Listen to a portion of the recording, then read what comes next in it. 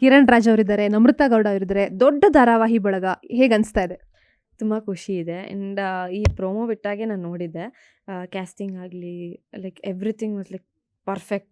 So ಈ ಒಂದು ಅವಕಾಶ ಸಿಕ್ಕಿದಾಗ ನಾನು ಓಕೆ, ನಾನು ಹೋಗಬೇಕು, ಇನ್ನು ಕಲಿಬೋದು, ಇವ್ರ ಜೊತೆ ಎಲ್ಲ ಇದ್ರೆ ಇನ್ನು ಕಲಿಬೋದು. And very good casting. ತುಂಬ ಎಲ್ಲ ದೊಡ್ಡ ದೊಡ್ಡ ಕಲಾವಿದರಿದ್ದಾರೆ. ಸೊ ಅವ್ರ ಮಧ್ಯೆ ಇದ್ದೀನಿ ಅಂದರೆ ಸಿಕ್ಕಾಪಟ್ಟೆ ಪ್ರೌಡ್ ಫೀಲ್ ಇದೆ ನನಗೆ. ಜೊತೆಗೆ ಎಷ್ಟು ಚಾಲೆಂಜಿಂಗ್ ಆಗಿದೆ ಅಂತ. ವೆರಿ ಮಚ್ ಚಾಲೆಂಜಿಂಗ್ ಬಿಕಾಸ್ ಎಲ್ಲ ಸಿಕ್ಕಾಪಟ್ಟೆ ಸೂಪರ್ ಸೀನಿಯರ್ಸು, ನಾನು ಸ್ವಲ್ಪ ಜೂನಿಯರು. ಆ್ಯಂಡ್ ಈ ಪಾತ್ರ ಕೂಡ ನನಗೆ ಹೊಸದು. ಇದು ಒಂದು ಚಾಲೆಂಜಿಂಗು. ಕಲಿಬೇಕು. ಇನ್ನು ಏನಾದರೂ ಜನಕ್ಕೆ ಯಾವ ರೀತಿ ಇಷ್ಟ ಆಗುತ್ತೆ ಅಂತ ಗೊತ್ತಾಗಲ್ಲ. ಈ ಮೂಮೆಂಟಲ್ಲಿ ಇದು ಇಷ್ಟ ಆಗಿದ್ರೆ ನೆಕ್ಸ್ಟ್ ಮೂಮೆಂಟಲ್ಲಿ ಅದು ಇಷ್ಟ ಆಗಿರಲ್ಲ. ಸೊ ಅದನ್ನು ಕರೆಕ್ಟ್ ಮಾಡಿಕೊಂಡು ಏನಾದರೂ ಮಾಡ್ತಾ ಹೋಗಬೇಕು. So very very challenging. Day by day challenge ಆಗ್ತಾನೆ ಇದೆ. ಸೊ ನೋಡ್ಬೇಕು ಏನಾಗುತ್ತೆ ಅಂತ. ಕಾಸ್ಟ್ಯೂಮ್ ತುಂಬ ಡಿಫ್ರೆಂಟ್ ಆಗಿದೆ ನಿಮ್ಮ ನಿಧಿ ಕ್ಯಾರೆಕ್ಟರ್ದು. ಯಾವ ರೀತಿ ಡಿಸೈನ್ ಮಾಡಿಸ್ತಿದ್ದೀರಾ? ಆ್ಯಕ್ಚುಲಿ ಈ ಪಾತ್ರಕ್ಕೆ ಕಾಸ್ಟ್ಯೂಮು ನನಗೆ ಚಾನಲ್ ಅವರೇ ಇದು ಮಾಡಿದ್ದು. ಅಂದರೆ ಹೀಗೆ ಇರಬೇಕು and production house and channel people.